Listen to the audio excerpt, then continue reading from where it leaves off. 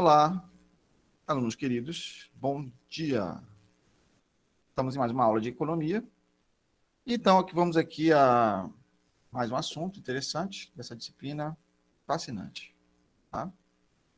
Então, vamos iniciar aqui apresentando o que já aprendemos. Estudamos o conceito de economia, que é a ciência capaz de gerir recursos escassos para atender a necessidades ilimitadas. Estudamos os problemas econômicos fundamentais, as decisões realmente, as questões como o que produzir, para quem produzir, né? O que produzir? Quais são os produtos que vão ser utilizados? Para quem? Quais são os destinatários? Né? Então, são perguntas que surgem, né? Baseado na necessidade que os agentes econômicos têm. E nós temos aqui uma terceira questão que estudamos, as decisões de produzir relacionadas à curva de possibilidade de produção. Então, nós fizemos uma análise comparativa da curva de possibilidade de produção, a CPP, né? Estudando conceitos como custo de oportunidade, certo? Essa taxa de sacrifício e outros elementos, né, fazem parte do nosso estudo.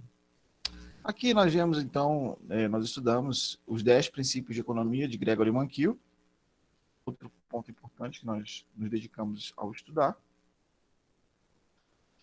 E, finalmente, como pensam os economistas?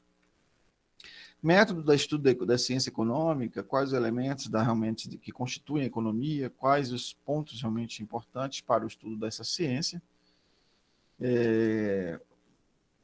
as diversas linhas que existem, as divergências que surgem em torno da economia. E, finalmente, então, nós vamos passar para a nossa próxima etapa de estudo, que é o objetivo da aula de hoje, que é apresentar a interdependência e ganhos de comércio. Né? Então, vamos passar agora a estudar um pouco sobre comércio, um pouco sobre o comércio internacional, um pouco sobre a ideia das relações, né, de dependência, de interdependência das nações, da globalização, todo esse processo realmente que faz com que as nações dependam uma das outras na produção de bens e serviços. Nós temos aqui, então, vários elementos que podem impactar e impactam, né, a comercialização internacional de bens. Essa nova cesta de consumo, essa digital do consumidor, que é essa cesta de bens que cada consumidor se interessa em comprar, em adquirir na economia. Um novo perfil de consumo que existe entre as pessoas que leva realmente a, a consumir em plataformas digitais e consumir de maneira a interligar as nações, uma nação comprando da outra, porque realmente surge essa interdependência real. Todos os povos não poderiam produzir o que tem, mas será que cada país, o que precisa, melhor dizendo, o que precisa, produz o que precisa? Todo mundo produzindo o que realmente precisa, não haverá necessidade de comprar de outras nações. Mas será que sai em conta adequadamente? É adequado cada nação produzir todos os bens que precisa utilizar?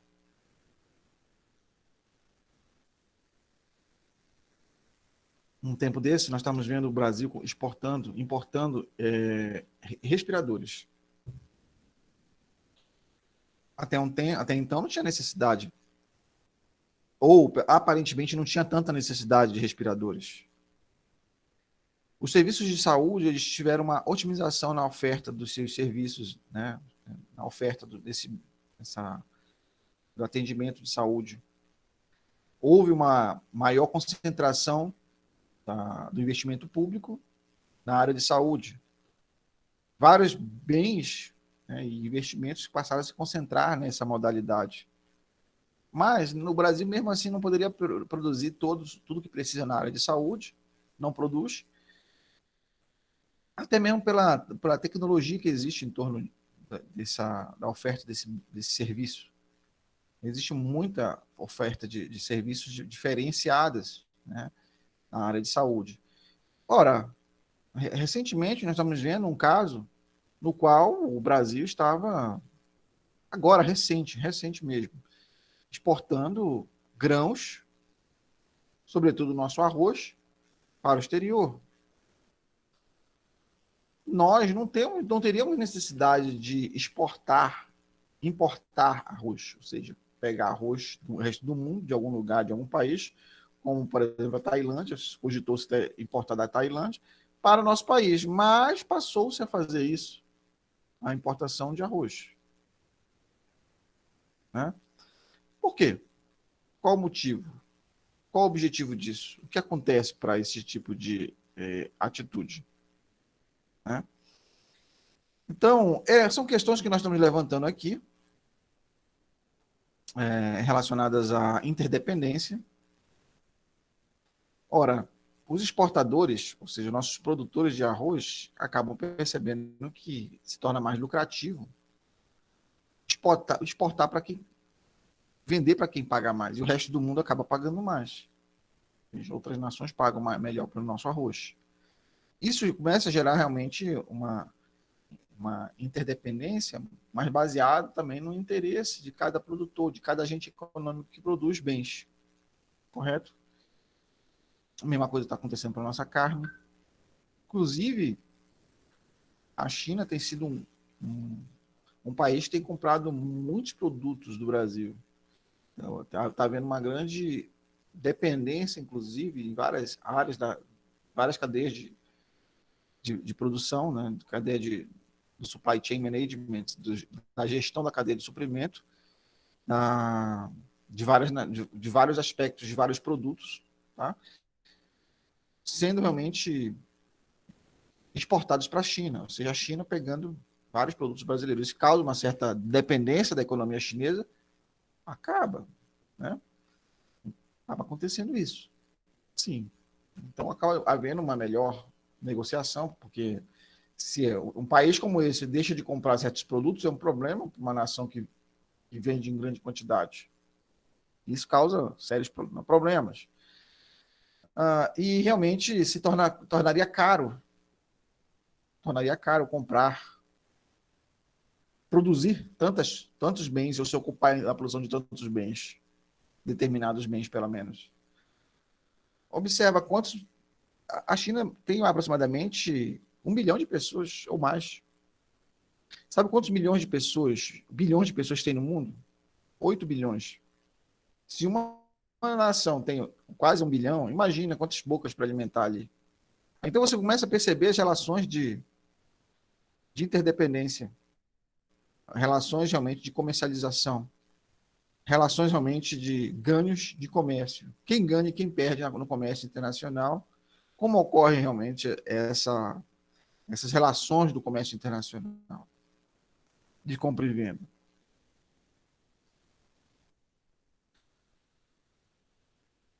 Ainda considerando a interdependência e ganhos de comércio, observem, considere o seu dia típico. Você foi acordado por um despertador feito na Coreia do Sul, tomou o suco de laranja de Santo Antônio de Jesus, sua roupa foi feita na China, você viu o Bom Dia Brasil de Brasília em uma TV feita em Taiwan, você veio para a faculdade, ou então está na faculdade em um carro montado na Argentina, ou vai trabalhar com um carro montado na Argentina, um componente de pelo menos 6 países diferentes, né? 6 outros países. Então, nós vemos aqui, pessoal, uma séria interdependência na produção de bens e serviços. Há muitos bens e serviços, né? E que, na verdade, nós consumimos de fora. Quantos bens e serviços aí você vai comprar realmente um computador? As peças são fornecidas por outros países. Carros, no qual várias partes importantes vêm da Alemanha ou então da Coreia do Sul. Então, nós vemos aí uma certa interdependência mesmo de determinados bens que são importantes. Quando acontecem esses problemas internacionais de aumento da taxa cambial para esses produtos, há um encarecimento, então, o produto interno, o importador, o empresário que produz esse tipo de bem, ele vai ter que transferir esse inflacionamento dos preços, esse aumento dos preços, na paridade monetária, para esses bens. Porque observa, nós estamos falando aqui de uma cesta de moedas. Não é somente o dólar, mas envolve o euro, envolve o iene, envolve várias moedas. Quando você pensa numa paridade monetária, no câmbio, você pensa no mercado cambial, você vai ver percebe uma cesta de moedas. Quando você considera essa cesta de moedas, um inflacionamento para esses bens se tornam mais caros no exterior, vai precisar de mais reais para poder pagar por esses bens. Quando você pensa dessa maneira, o que nós percebemos? Quando você pensa numa paridade, aumentou o euro, se vier da Alemanha. O preço, houve um inflacionamento desse bem lá na Alemanha, partes que eram usadas na montagem de um carro no Brasil, ou é usada. Então, o dinheiro fica mais caro, a paridade fica mais caro. Vou precisar de mais reais para fazer frente ao euro, por exemplo. Aí o importador vai ter que passar esse preço mais alto para os seus bens. Certo? Essa questão dessa interdependência, essa relação com outros países, ela acabou se estreitando, né? Cada vez mais. O comércio internacional tem estreitado relações com o resto do mundo. Cada vez realmente há uma necessidade de oferta de bens e serviços para o exterior e importar bens e serviços para a economia doméstica. A esses bens e serviços que nós importamos, ou seja, que são transacionados no mercado internacional, nós chamamos de commodities, ok? E observem que para que nações elas interajam melhor no comércio internacional, muitas vezes elas precisam melhorar o seu parque industrial e melhorar em aspectos muito específicos de produtos que elas já têm tradição em produzir e vantagens competitivas na produção. Observem aí que o Brasil, por exemplo, é um grande celeiro de alimentos para o mundo. E se especializou muito no agronegócio. Há muito interesse e olhos de muitas nações na nossa economia pela oferta de comida, pela abundância que tem de produção de alimentos. Né?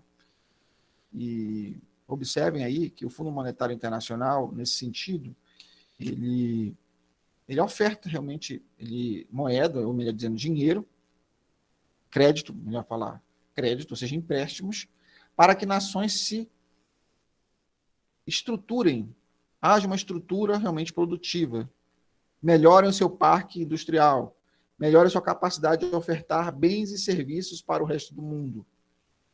Ok, pessoal?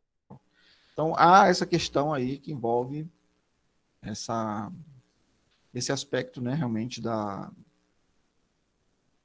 de melhorar a produtividade, a produção de determinadas nações por meio de um banco que financie. E, logo, esses países se endividam. Para que governos peguem esse dinheiro, porque não é uma empresa que vai lá e pegar o dinheiro diretamente, geralmente é um endividamento externo baseado no comércio. Né? Geralmente o Estado ou a nação, por meio dos seus governos, pegam dinheiro emprestado para poder realmente, por meio de um banco de desenvolvimento, como no nosso caso o BNDES, ofertar ou emprestar dinheiro, né, para que essas nações tenham, ou melhor dizendo, empresas tenham um melhoramento no seu parque industrial. Então, nós vemos que, tanto do ponto de vista financeiro, do ponto de vista das relações internacionais, há realmente uma interdependência, há realmente uma comercialização baseada em coisas que seria mais caro um país produzir. Por isso que importa de outro país. Vamos produzir tudo? Uma economia que você produz tudo, você pode fazer tudo e nada sai bem feito. Por isso que há especialização na produção. A especialização na produção é uma alternativa, né? Para comprar produtos de qualidade.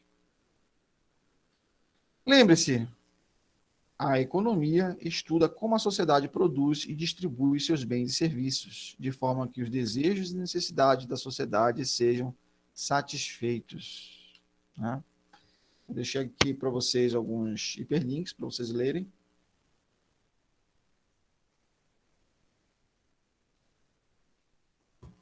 De alguns pontos importantes do comércio internacional brasileiro.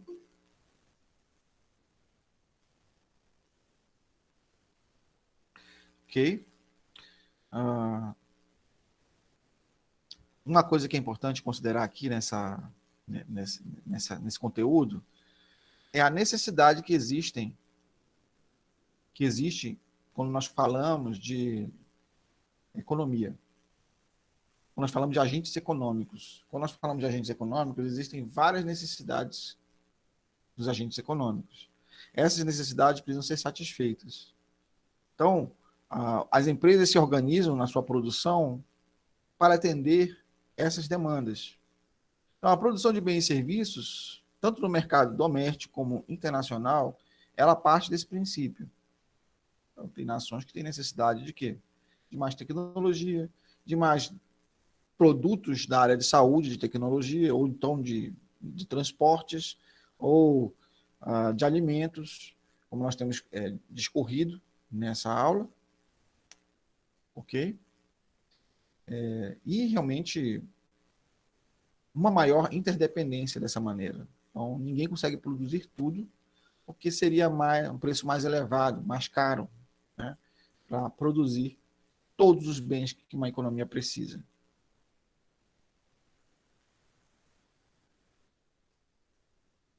Como satisfazemos nossas necessidades e desejos? Podemos ser economicamente independentes? Podemos? Olha, se tornar totalmente independente geralmente é caro para o consumidor. Porque o consumidor vai acabar pagando mais caro por um produto. Do outro lado, né, por outro lado, nós percebemos também que os produtos não podem ser de qualidade inferior e tendem a ser de qualidade inferior a outros produtos que são produzidos com a economia de escala. Ele vai produzindo, vai diminuindo o custo de produção pela demanda, pela especialização na produção. Gerou a economia de escala, diminuiu o custo de produção. Melhorou a tecnologia para produzir. Você tem mais mão de obra que só faz aquilo, as pessoas só sabem fazer aquilo, e em grandes quantidades.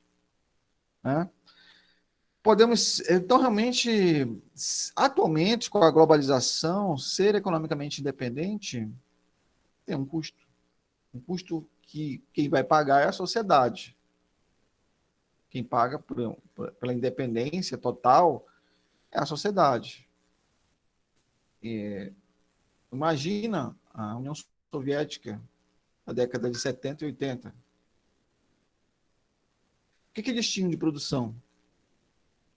Eles produziam praticamente quase tudo que precisavam. Umas outras coisas eles poderiam exportar de países socialistas como eles, como a China, Cuba, etc. e tal. Coreia do Norte. Mas se fechar ali na sua aparente independência, gerou um atraso tecnológico muito grande para a União Soviética.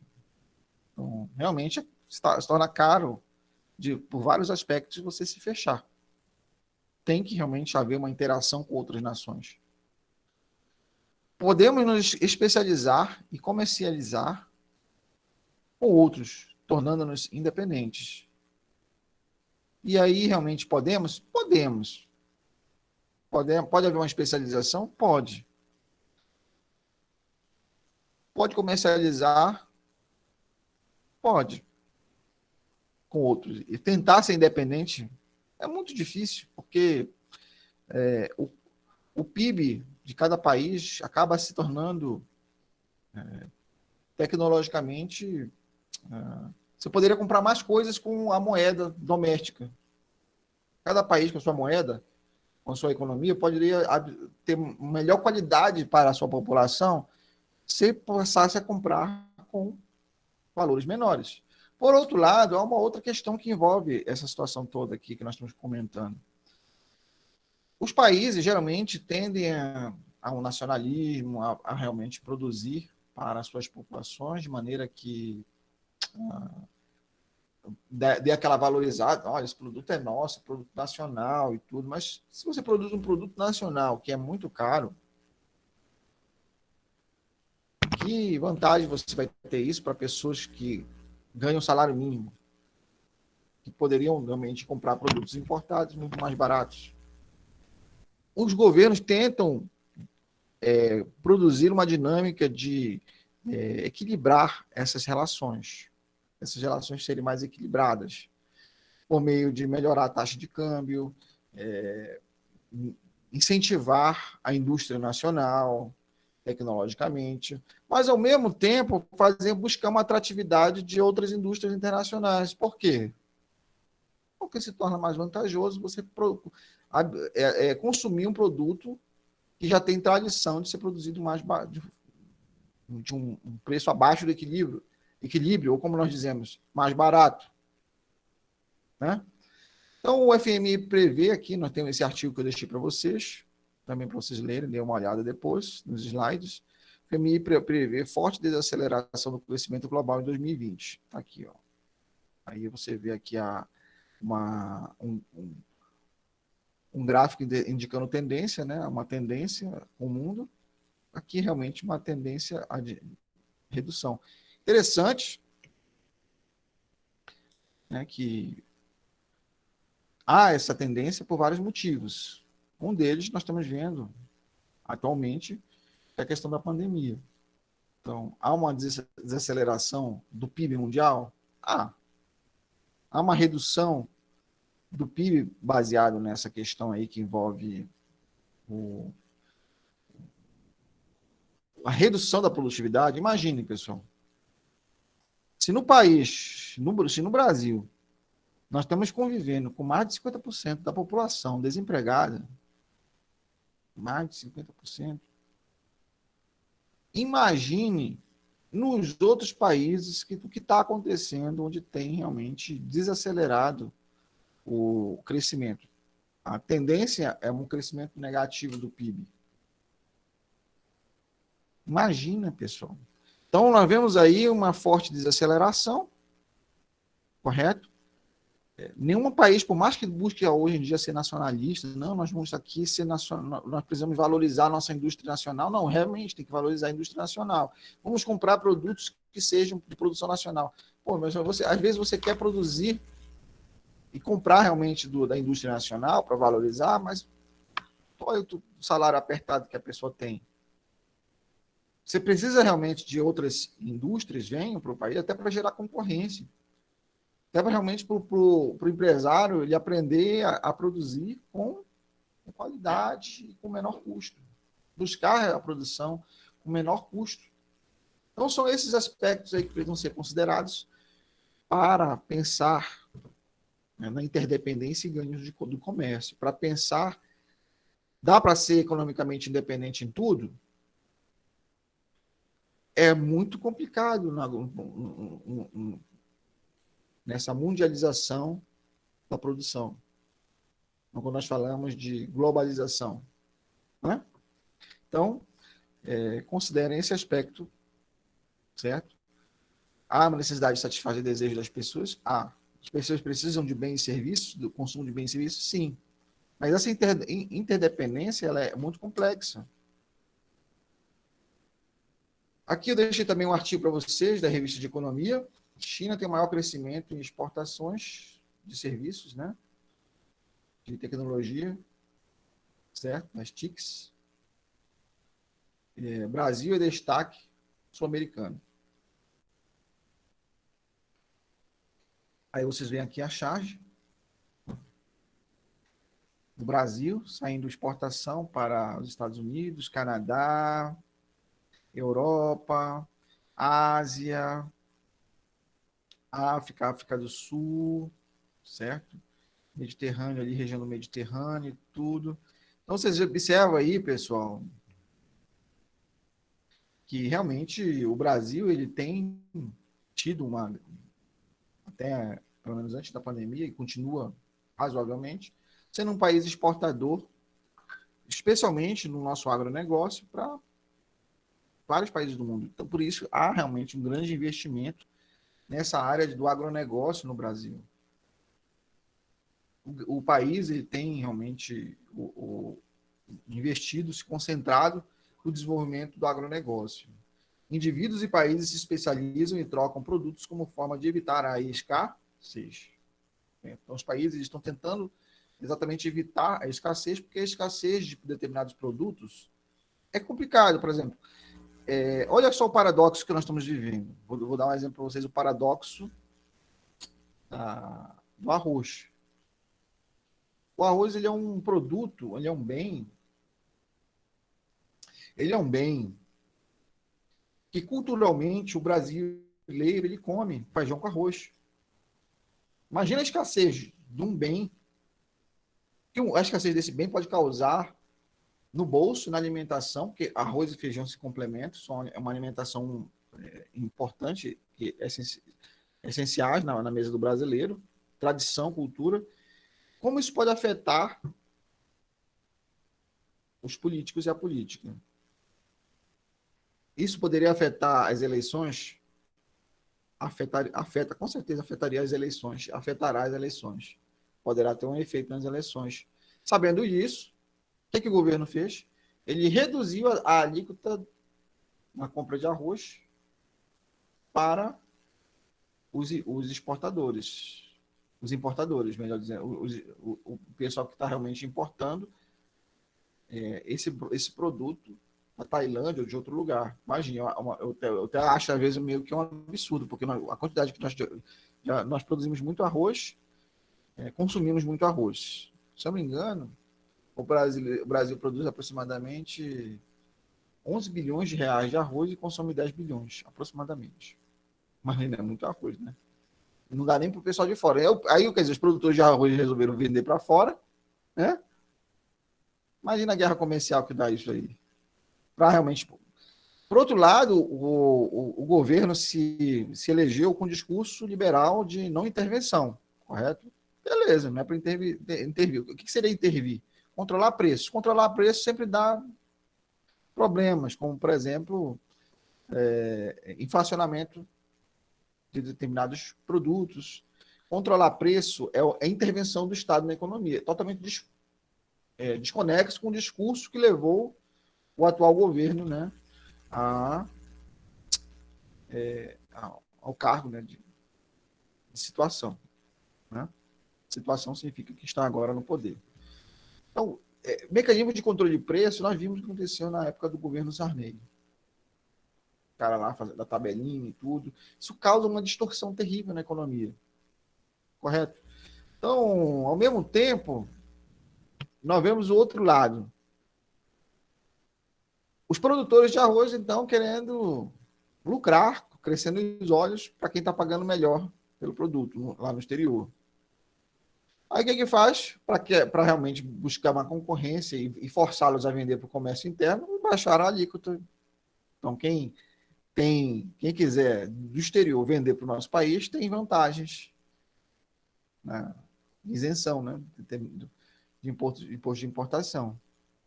Então, são coisas que nós percebemos aí das jogadas comerciais para poder suprir um produto que vai ter um efeito político. Pode causar um efeito político. Aí você vê os economistas surgindo na mídia defendendo o agronegócio, não, que isso não vai desestruturar o mercado de produção de arroz, vai desincentivar o produtor de arroz para exportar. Paciência, né, pessoal? O brasileiro precisa também consumir realmente um produto, a produção de arroz com um preço mais acessível, né? Ou seja, eu sei que não vai realmente deixar mais barato, mas é uma maneira de forçar o produtor nacional a também se concentrar na venda para o mercado doméstico.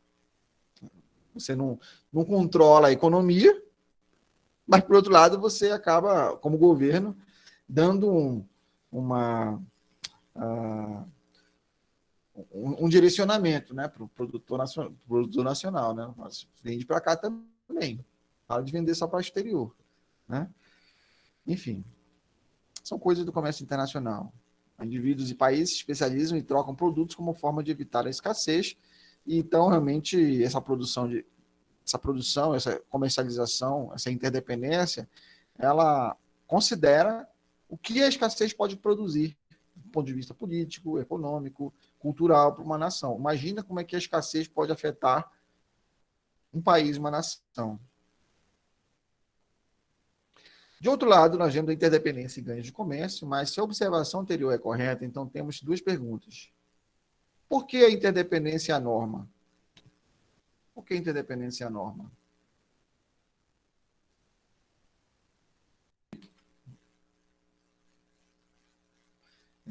Por que realmente se tornar os países acabam sendo interdependentes? Escassez é uma delas, evitar a escassez é uma dessas questões, podemos dizer aqui. Né? Outra questão é a especialização na produção. A especialização na produção, ela também tem nela no seu arcabouço ali também a redução de custos, né? O que determina a produção e o comércio? Como a produção e o comércio eles são realmente determinados nesse contexto todo. Então, a economia no mundo global, ela tem essas questões que precisam ser consideradas. A economia no mundo global, ela precisa realmente... As pessoas, os agentes econômicos precisam considerar quais os efeitos da interdependência. Quais os efeitos domésticos, porque muitas vezes você trazer realmente, de fato, indústrias que já estão especializadas para o seu país, há uma necessidade de atratividade realmente para indústrias que geram emprego, gera renda, gera participação maior no PIB, mesmo que seja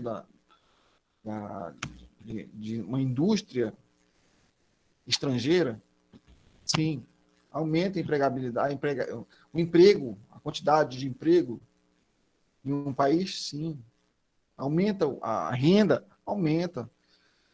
Mas como é que realmente os países estão investindo para aumentar a sua indústria? O Brasil, por exemplo, vai virar eternamente o celeiro apenas do agronegócio? Ao meu ver, já passou da hora do país estar tecnologicamente investindo em uma produção, né, mundial de tecnologia. O foco em tecnologia realmente está já está bem amarrado, está bem desenvolvido. Só que não é essa a nossa realidade.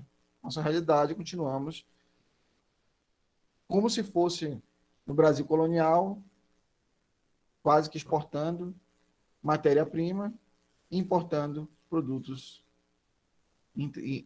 manufaturados ou hoje industrializados. Correto?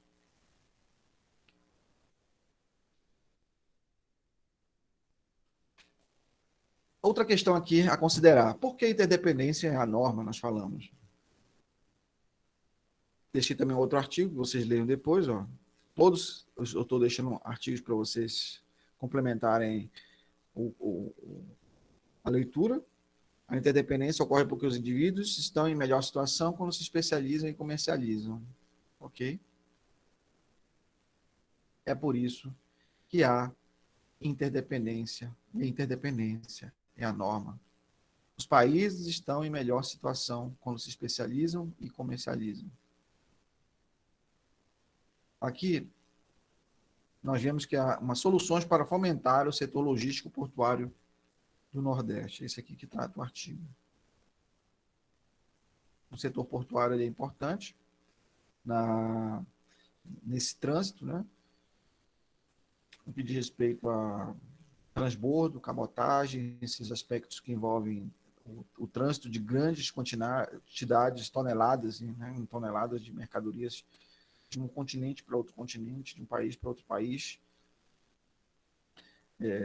Então, realmente é importante considerar esse aspecto logístico, esse aspecto dos transportes, da manutenção, do armazenamento, tá?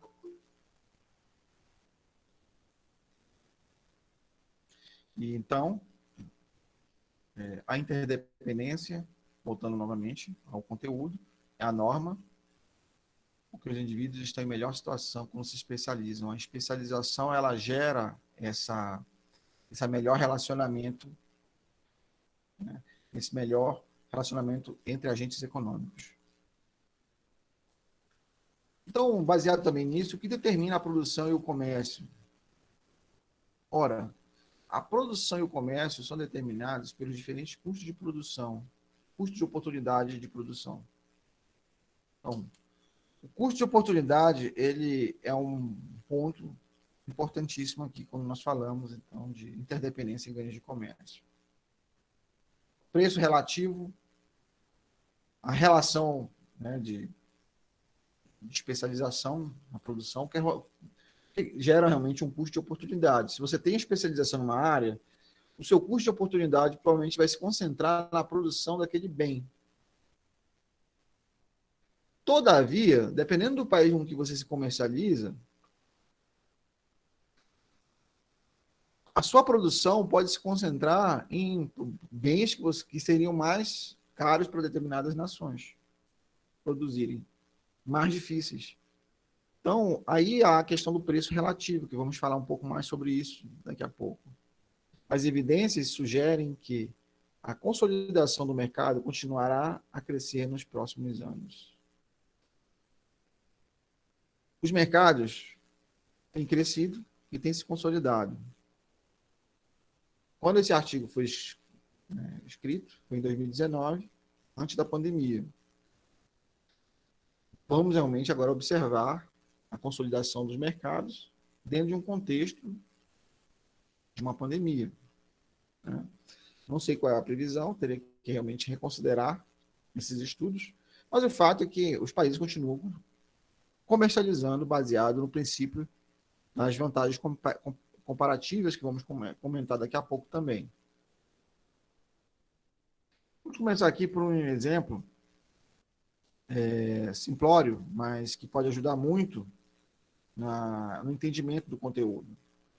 Interdependência e ganhos de comércio. Imagine dois produtos, batata e carne. Dois indivíduos, o agricultor e o fazendeiro. O que cada um deve produzir? Por que eles devem comercializar?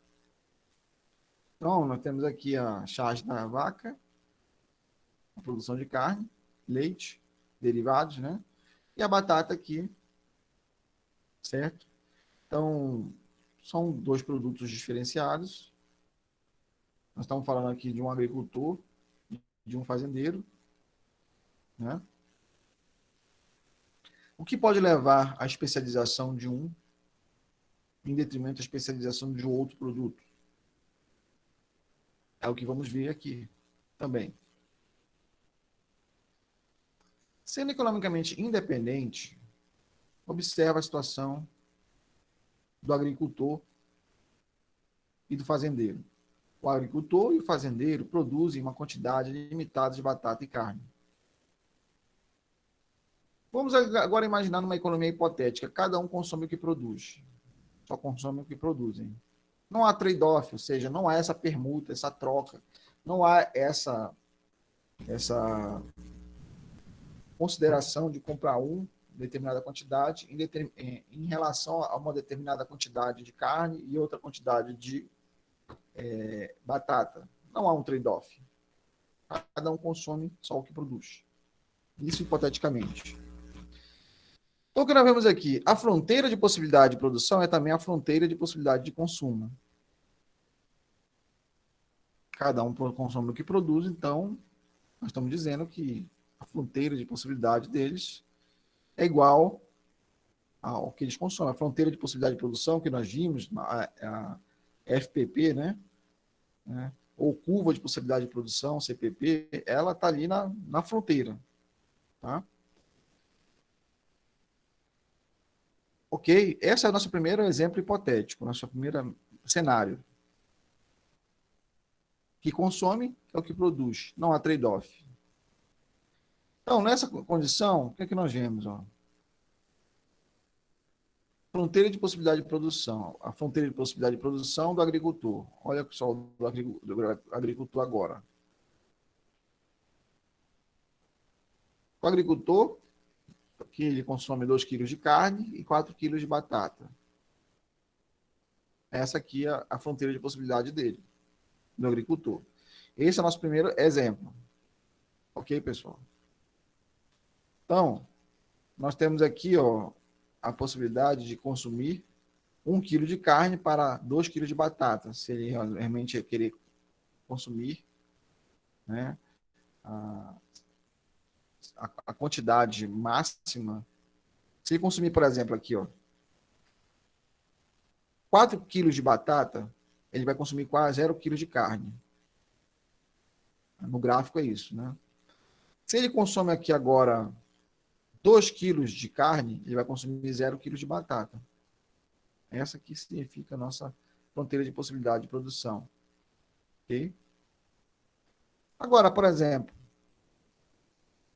se ele quiser consumir no ponto A, como no ponto A, 2 quilos de carne, ele poderá consumir 1 quilo de batata.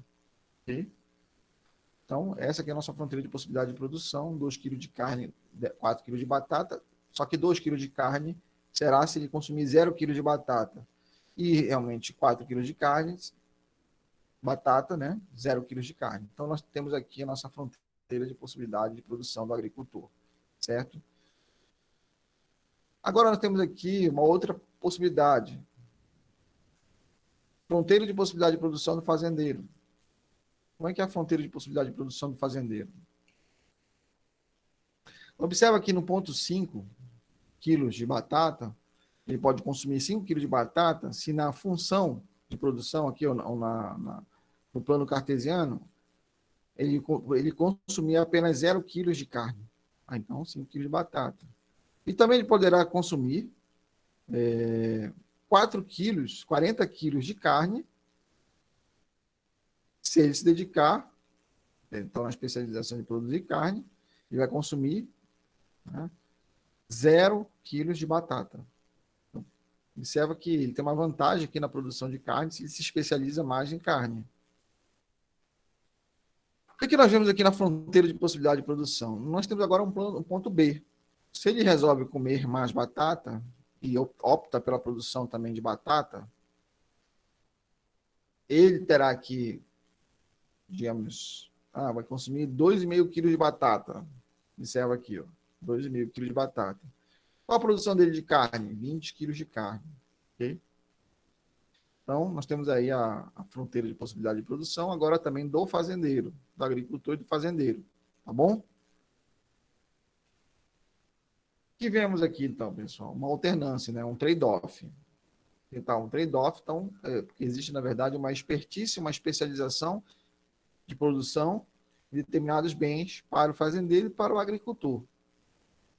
Se o fazendeiro e o agricultor se especializarem em produzir aquilo que são experts e comercializar esses produtos entre eles, eles estarão em uma melhor situação do que se não comercializassem. Ora, é melhor ter diversidade na produção de bens. O agricultor, nesse sentido, deve produzir batatas e o fazendeiro deve produzir carne. E não cada um se especializar naquilo que já só aquilo que produzem, né? Não havendo assim um trade-off. Vocês veem aqui então a questão da especialização e os ganhos que podem advir, surgir dessa especialização. Então, nós vemos aqui princípios da vantagem comparativa. Princípio da vantagem comparativa. O que determina quem deve produzir o quê?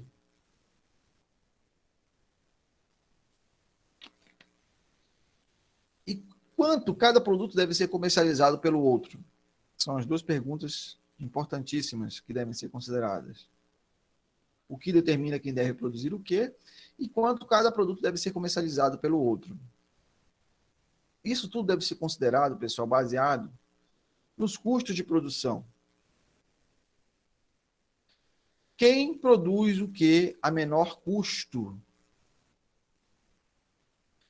Existem, dessa maneira, duas maneiras de medir essa diferença de custo de produção. Aí nós começamos a entender o princípio da vantagem comparativa. Nós temos aqui, então, o princípio da vantagem comparativa de Adam Smith, 1776, primeiramente falando da vantagem absoluta, e Davi Ricardo é vantagem comparativa, Adam Smith vantagem absoluta. Adam Smith, em 1776, a partir, né, ele é o precursor da teoria da vantagem absoluta. Ele começou a perceber a comercialização entre as nações e a motivação dessa comercialização. O que ele observou? Ele observou que cada país deve concentrar-se em produzir somente as mercadorias que apresentar melhores condições de fazê-lo. Foi a primeira coisa que Adam Smith percebeu. Então, há uma vantagem? Essa vantagem ele chamou de vantagem absoluta. Nesse nosso caso simplório, é simplesmente o fazendeiro se dedicar à produção, né, de carne, o agricultor à produção de batatas. Eles se concentram naquilo que produzem. Então, cada nação se especializando naquilo que já faz, você tem vantagem na produção daquilo que faz. Então, é a teoria da vantagem absoluta. Essa é a primeira teoria que nós temos, que é de Adam Smith, relacionada a teorias clássicas do comércio internacional. A outra que nós vemos é a teoria de Davi Ricardo, 1817. Davi Ricardo, teoria da vantagem comparativa. Aí que nós vamos falar aqui, que é o nosso cerne, é a teoria da vantagem comparativa. O que Davi Ricardo preconizou? Cada país deve concentrar-se em mercadorias que apresentem maior vantagem absoluta ou melhor desvantagem comparativa entre si. Então, o que vemos, então? Uma concentração naquilo que tem vantagem em relação ao outro ou menor desvantagem entre si. Se você tem menor desvantagem na comercialização de um produto com outro país, você já tem ali uma vantagem. Se você agora tem maior vantagem absoluta em todos os aspectos, né? Ótimo. Se tem maior vantagem absoluta, muito bem. Agora, se tem menor desvantagem, isso aí é uma vantagem comparativa. Certo?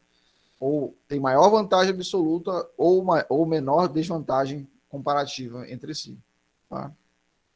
A teoria da vantagem comparativa, ela, na verdade, vai comparar produção, comparar preço, comparar produtividade, comparar custo de produção.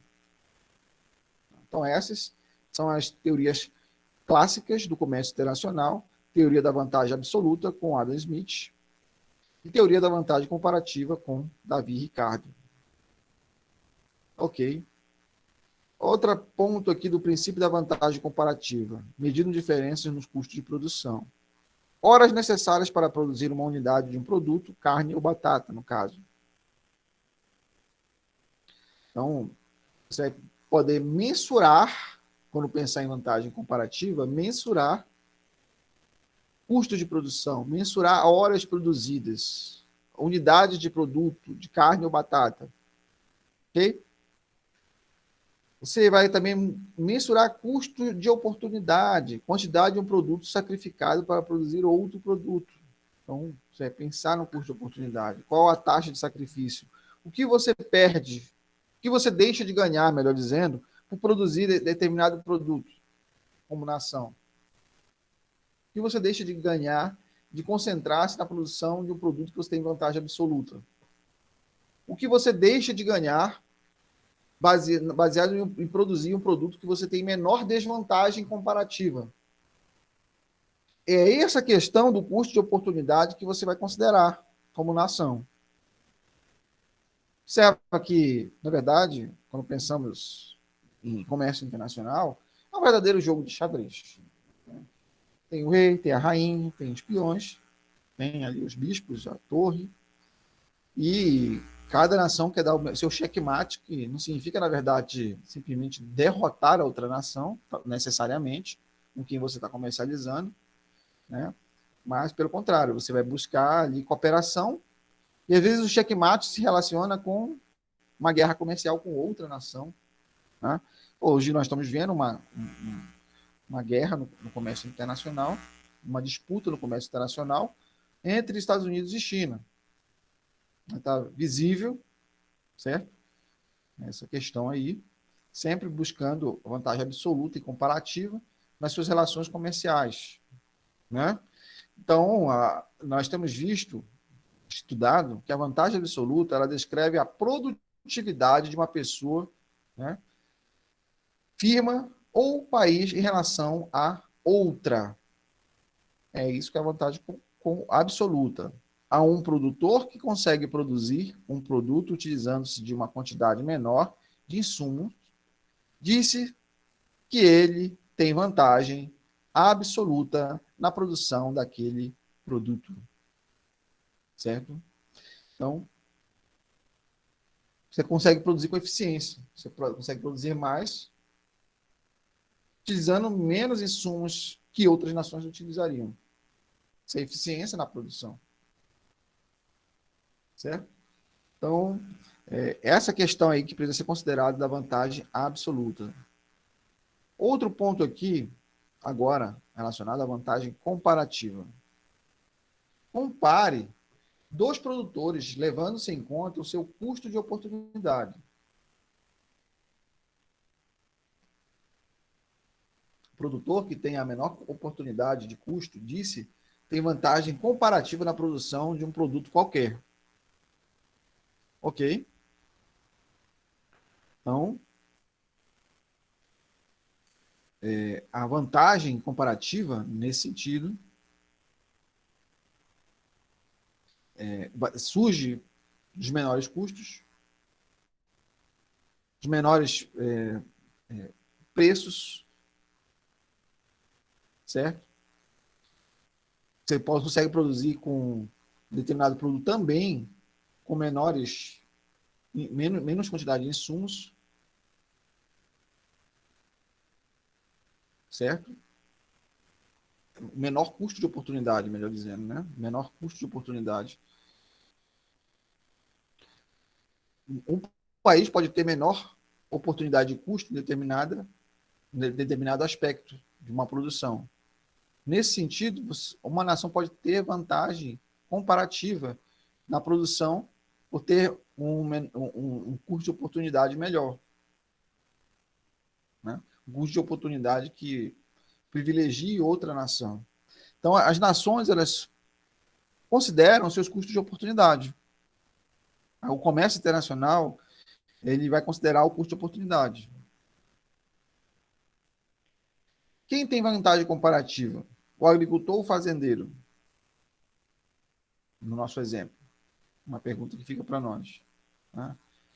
Quem tem vantagem absoluta? O agricultor ou o fazendeiro? Ora, é fácil perceber que o agricultor tem vantagem absoluta na sua produção e o fazendeiro tem vantagem absoluta na sua produção de carne. O agricultor de batata, o fazendeiro de carne. Mas vai depender, de fato, dos menores custos de produção para o agricultor e para o fazendeiro. Isso é uma pergunta muito relativa, tá? Então, vamos considerar aqui uma vantagem absoluta. No nosso exemplo aqui, nós vamos ver que o fazendeiro precisa de apenas 8 horas para produzir 1 quilo de batata, enquanto o agricultor precisa de 10 horas para produzir 1 quilo de batata. Observa isso aí. Outro aspecto interessante, o fazendeiro precisa de apenas 1 hora para produzir 1 quilo de carne, enquanto o agricultor precisa de 20 horas. Certo? O fazendeiro tem a vantagem absoluta na produção de carne e batata. Observa aí. Olha só o nosso exemplo. Agora, se nós vamos pensar na vantagem comparativa, o custo de oportunidade do fazendeiro para produzir 1 quilo de carne é 8 quilos de carne. 1 quilo de batata é 8 quilos de carne. Quando a do agricultor é de apenas meio quilo de carne, Outro aspecto interessante. O custo de oportunidade do fazendeiro para produzir 1 quilo de carne é apenas 1/8 quilo de batata, quando a do agricultor é de 8 quilos de batata. Então, o que nós vemos aqui, pessoal? Vantagem comparativa. O fazendeiro tem a vantagem comparativa na produção de carne, mas o agricultor tem a vantagem comparativa na produção de batata. Ok? O que nós vemos, então, a princípio da vantagem comparativa? Vantagem comparativa e diferenças de custo de oportunidade são a base para a produção especializada e o comércio. Quando parceiros potenciais têm custos de oportunidade diferentes, eles podem se beneficiar com o comércio. O princípio da vantagem comparativa, ele vai considerar que o comércio pode beneficiar todos em uma sociedade, porque permite aos indivíduos especializar-se em atividades onde possuem vantagem comparativa. Aqui, se considerarmos a teoria do comércio internacional, nós vemos uma evolução. Existe o mercantilismo, né? E o mercantilismo, como teoria, também teve também a era do metalismo, comercialização de metais e tudo, né? Então, evoluímos aqui para uma teoria nova, que é a teoria de Adam Smith, da vantagem absoluta. Outra teoria, Davi Ricardo, vantagem comparativa, continua super atual. Dotação relativa de fatores, React-Olin. Michel Porter, vantagem competitiva. Então, com a interdependência e ganhos de comércio, nós vemos em Adam Smith, ele aborda essa questão do comércio e das riquezas das nações. Qual a riqueza das nações, né? Em seu livro publicado em 1776, An Inquiry into the Nature and Causes of the Wealth of Nations, Adam Smith fez uma análise detalhada do comércio e da interdependência econômica que economistas ainda a utilizam hoje em dia. Okay? Ele aborda essa questão aí da economia clássica, primeiro da economia clássica. Ele faz uma divisão do trabalho, essa questão da indústria, né? Um exemplo ele utilizou, abordou muito essa questão da mão invisível, dos mercados livres, desses subconjuntos de preços ou conjuntos de preços, dos bens, sobre a alocação de bens, de produtos, sobre um comércio livre, sem mercantilismo, é a melhor para a ação individual e para o interesse pessoal, para promover o bem-estar geral. Okay? Ele publicou um estudo também de economia, também separado do seu estudo de filosofia, né? Ele passou a publicar trabalhos de economia, independentemente dos seus trabalhos de filosofia, né? Então, ele foi o primeiro que deu um arcabouço, uma definição e uma estrutura para ciência econômica. Por isso ele é considerado, então, o pai da economia. O Davi Ricardo, em seu livro publicado em 1816, Principles of Political Economy and Taxation, Princípios de Política Econômica e Taxação, Davi Ricardo, ele resolveu o princípio da vantagem comparativa como conhecemos hoje. Ele desenvolveu e realmente é utilizado até hoje, muito atualíssimo, né? Outro exemplo aqui um pouco mais simplório, mas que pode nos ajudar a internalizar melhor a ideia da vantagem comparativa, é o exemplo de Michael Jordan, que ele deve cortar sua grama ou fazer um comercial. Qual o custo de oportunidade é a vantagem absoluta e ganhos de comércio? Você pode dizer, não, Michael Jordan ele pode ter aqui vantagem absoluta, porque dinheiro ele já tem, e ele é um passatempo, ele tem saúde mental e lazer cortando a grama dele. E aí você pode pensar, não, ele tem ganhos de comércio se ele fizer um comercial. Então, podemos dizer até que tem vantagem absoluta nas duas coisas. Fazer um comercial e cortar sua grama. Mas se ele tiver que optar, qual seria a vantagem comparativa dele? Né? Então, isso aí fica para a nossa reflexão, porque é uma pessoa que realmente não precisa fazer comerciais necessariamente, mas e que cortar sua grama pode ser extremamente útil para a sua vida, né? Para o seu psique e para o seu bem-estar emocional. Então, aí é uma questão de considerar o que realmente é relativamente mais importante e o que há de vantagem comparativa. Ok? Aqui nós podemos considerar também um exemplo mais dentro da realidade brasileira. O Brasil, em termos de vantagem comparativa, né? Deve o Brasil comercializar com outros países? Ou o Brasil deve comercializar com outros países? Então, há realmente uma necessidade de aumentar as exportações em detrimento das importações, que isso causa um superávit na balança comercial brasileira. Isso é importante. Qual o custo de oportunidade que existe nessa transação? Diminuir os custos de transação desses produtos para aumentar o superávit na balança comercial.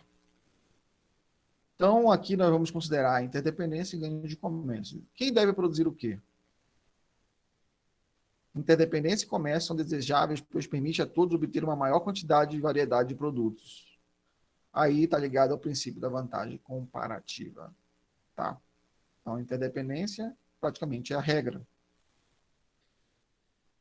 pelas diversas vantagens que proporciona aos envolvidos na comercialização internacional.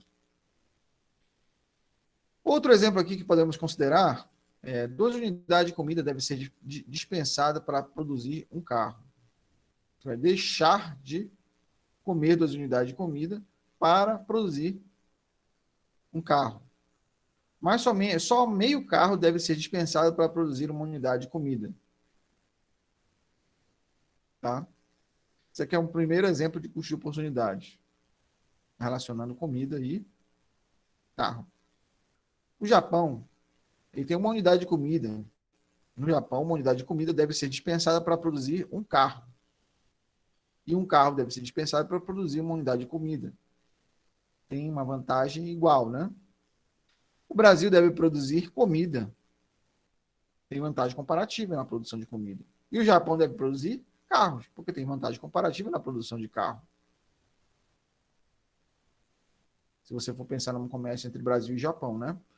Então, aqui, realmente, para finalizarmos nosso conteúdo, né? Vou considerar aqui, nesse ponto, tá? A interdependência e ganho de comércio, ambos ganham. Se não fossem assim, não haveria comércio. O que o comércio exterior nos mostra? Nós temos aí uma aldeia global, que o pessoal fala, às vezes, sobre isso, mas globalização. Nessa globalização, nós temos exportação para os vários países dessa ideia de aldeia, né? Melhor dizendo, de países, comercializam entre si. Temos aí, então, documentos que são utilizados, Incoterms, né, para comércio internacional. Esses países têm que passar pela alfândega, tem todo um aspecto da logística, os transportes envolvidos no comércio, meios de pagamento para essa comercialização, financiamento internacional, contrato internacional e, finalmente, departamento internacional de comércio, realmente envolvido nessas transações. Lei da vantagem comparativa, só para finalizarmos, o comércio mutuamente vantajoso é sempre possível, desde que o país tenha preços e custos relativos diferentes entre si. Resumo, interdependência e comércio permitem aos indivíduos usufruir de uma maior quantidade e variedade de bens. Okay? Então, interdependência e os ganhos de comércio são importantes para as economias. O indivíduo que produz um bem ou serviço com a menor quantidade de insumos tem vantagem absoluta na produção deste bem ou serviço. O indivíduo com menor custo de oportunidade tem vantagem comparativa.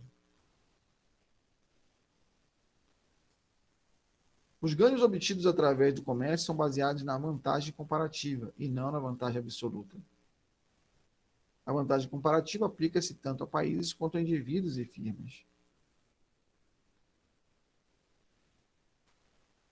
Aqui também eu fiz um vídeo, acho que é um vídeo curto sobre esse assunto. Vocês podem depois analisar ele, estudá-lo. E muito obrigado. Nós temos aqui um artigo que vocês podem estudar sobre esse assunto, das vantagens comparativas da construção das vantagens competitivas, uma resenha das teorias que explicam o comércio internacional. Tá? Bons estudos aí, não deixe de ler os artigos e sugestões de leitura. Ressalto que esse versículo de Jeremias 29:1, porque sou eu que conheço os planos que tenho para vocês, diz o Senhor. Planos de fazê-los prosperar e não de causar dano. Planos de dar a vocês esperança e um futuro. Nesse período que as pessoas estão desesperançosas e sem futuro, se sentindo sem futuro, eu gostaria que vocês focassem a confiança de vocês em Deus, no Senhor, experimentem-o como tudo para a vida de vocês, foquem na formação de vocês, nos estudos de vocês, e obrigado por esse momento de aula. Fortíssimo abraço daqui do professor Cleiton Filho, tá? Muito obrigado. Essas aqui são as leituras bibliográficas que eu utilizei e complementares. E valeu. Bons estudos. Obrigado por tudo, pessoal.